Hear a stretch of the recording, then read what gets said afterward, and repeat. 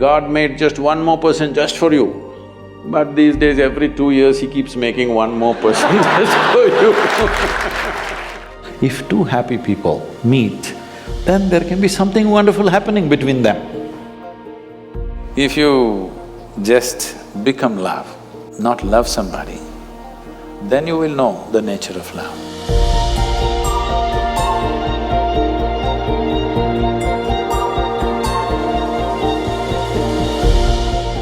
How do you know that the person you are with is the right person for you? Oh, popular, huh? It once happened. Shankaran Pillai was at the family dinner, and when everybody settled down for dinner, he stood up at the table and announced, "I am going to marry Lucy, who's just across the street." I hope that's not the name. No, it is. Then the father said, "What? You going to marry Lucy? She has nothing. She's like a tramp. You're going to marry that Lucy?" Mother said, "What? You're going to marry that Lucy?"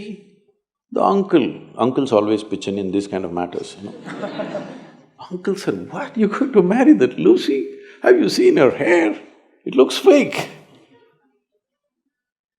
The aunt, "What? You're going to marry Lucy? She's always painted. You're going to marry that painted woman?" The little boy, the nephew, can't be left out. He said, "You're going to marry Lucy, she doesn't even know what is cricket. How can you marry her?" Shankaran Pillai stood his ground and said, "Yes, I'm going to marry Lucy." Everybody asked in one voice, "Why?" He said, "Because she has no family." There are no many opinions to battle with. So, who is the right person? I don't want to take away all the romance from your life. But let me tell you this, there is no right person on this planet. If you get into that kind of unrealistic mindset, "I have found the right person," oh, you will be soon disappointed.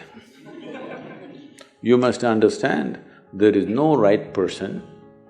First thing is to see whether I am the right person. Yes, am I the right person? And there are no right people on this planet. If you understand, you have your nonsense, they have their nonsense, we can adjust nonsense. Go on. First and foremost thing is, you bring yourself to your place where your experience of life is just pleasant by yourself. You're wonderful. Now, let us see what gets drawn to this one. If you're really wonderful, things will happen in every way, I'm saying. And this whole thing is an American thing, that there is a soulmate somewhere.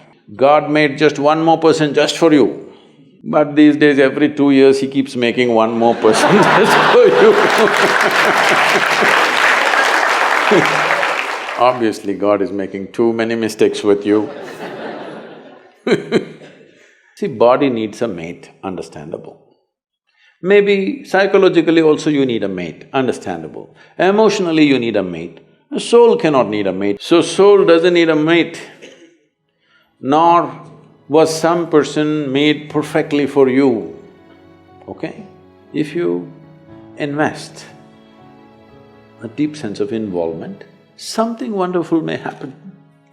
It's because of your involvement, not because the other person is fantastic. No. Even if you choose a fool, actually it's easy that way. If they're not stupid, why would they come to you first of all? No, I'm just being nasty. So, even if you choose a fool, it doesn't matter. If you involve yourself, it can turn out very beautiful. You chose the smartest person in the universe, it could be a disaster. So, do not think in terms of, whatever this made for each other nonsense. No, you choose the opposite actually. But after some time, after a little bit of time, you slowly start expecting they're just like you. This is a serious mistake. Because if one more person becomes just like you won't be able to bear with them for 2 days. Nobody is like you, and that's good. Don't look for sameness, not necessary. Because of the difference you tango, not otherwise.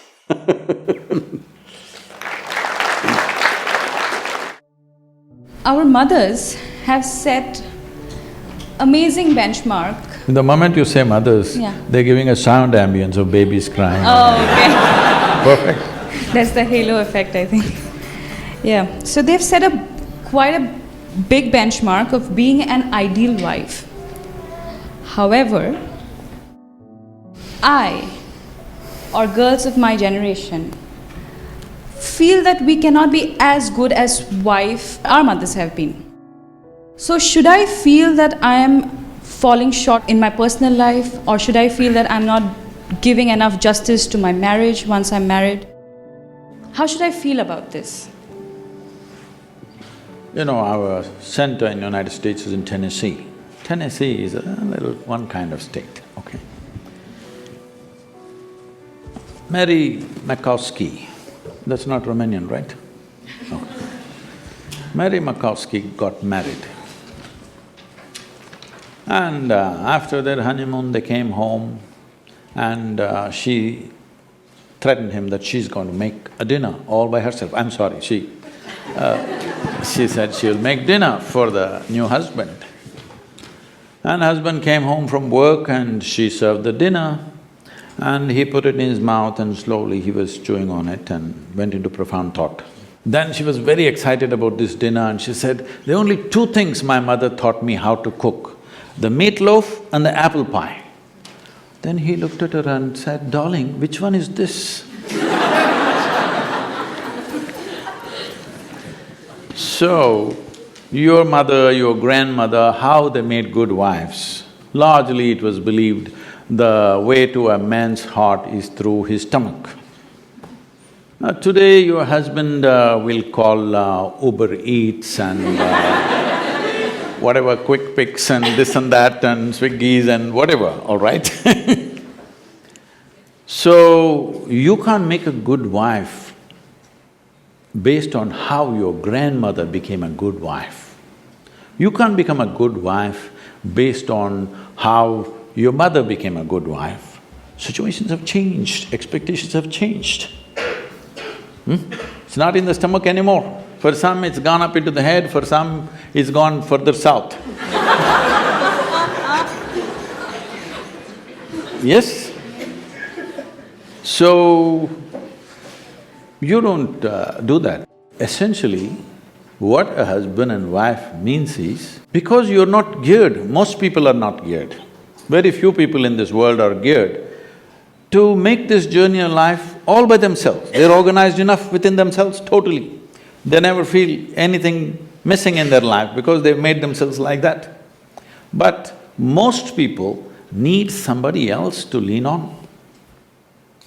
Either emotionally, psychologically, there are needs in a human being, physical needs, psychological needs, emotional needs, maybe social needs, economic needs, variety of needs. To fulfill these needs, you want to find one person that you can depend on. Because it's very difficult even to find one person with whom you can share everything that you have, your body, mind, emotion and works.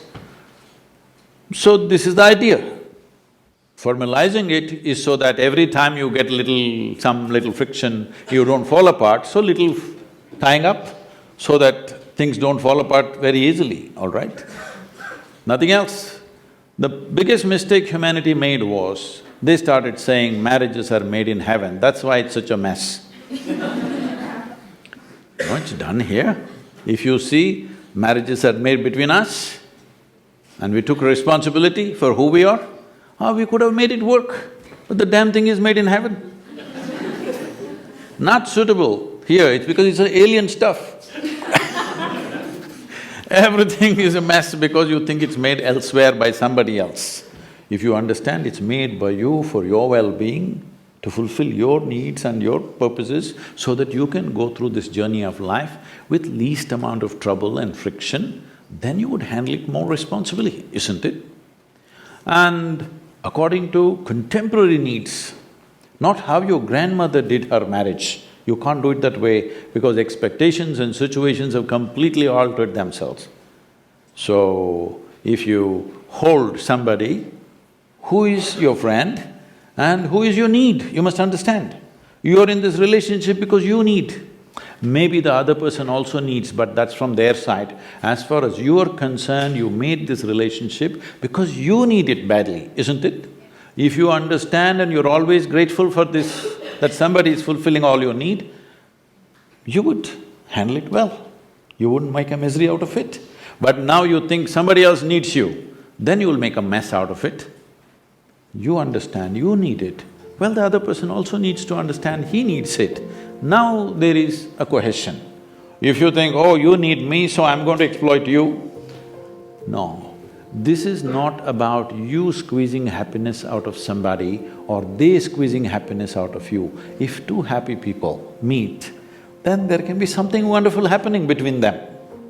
But you are a misery and you think somebody else should be the source of your happiness, well, it'll multiply. In this materialistic age, the real feeling of love is disappearing from our life. Most of the love we receive from others and express to others is superficial. How can we reinforce the real feeling of love in our own life and in others? Forget about others. If you learn to be loving by your own nature, not because of somebody else or something else. I know the question is coming from Facebook, there's an enormous possibility. You can even love those people who don't even exist. So I'm saying it's a tremendous possibility. So, if you just become love, not love somebody, then you will know the nature of love. If you love somebody, it's a fickle happening because no human being will happen 100% the way you want them. Every human being on this planet is going to disappoint you, believe me.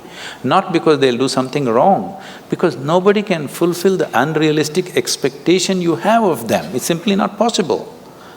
Have you been able to fulfill anybody's expectation, I'm asking you, entirely? Partially, but never entirely, isn't it? Believe me, whoever comes, I want you to know, the ideal people whom you worship, when Krishna was there, his wives complained, all right? Love is not a relationship. A relationship is a different thing. Love is a certain sweetness of your emotion.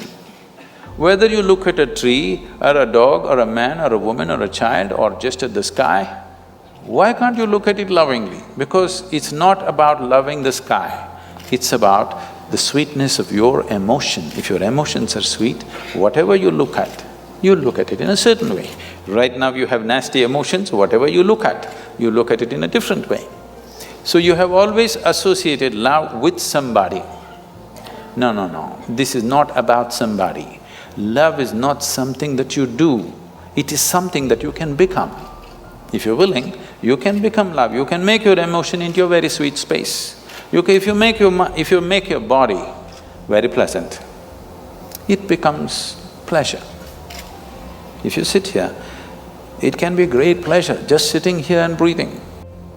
If your mind becomes pleasant, we say this is joy. If your emotions become pleasant, we say this is love. If your very life energies become pleasant, we say this is blissfulness, this is ecstasy. If your surroundings become pleasant, we call that success. Now you're calling your success with somebody as love, that's a mistake. You have a success story with somebody, you're calling that love. No, that is actually success, because that needs lots of management. But for you to be loving, there is no management. If you just make your emotions sweet, your emotions are sweet and it's beautiful, be like this. It's not about anybody. If somebody comes, we can share it. If nobody comes, you can sit here with your eyes closed and still be loving, what's the problem? It is not about somebody, it's not an action, it is not something that you do, it is something that you can become.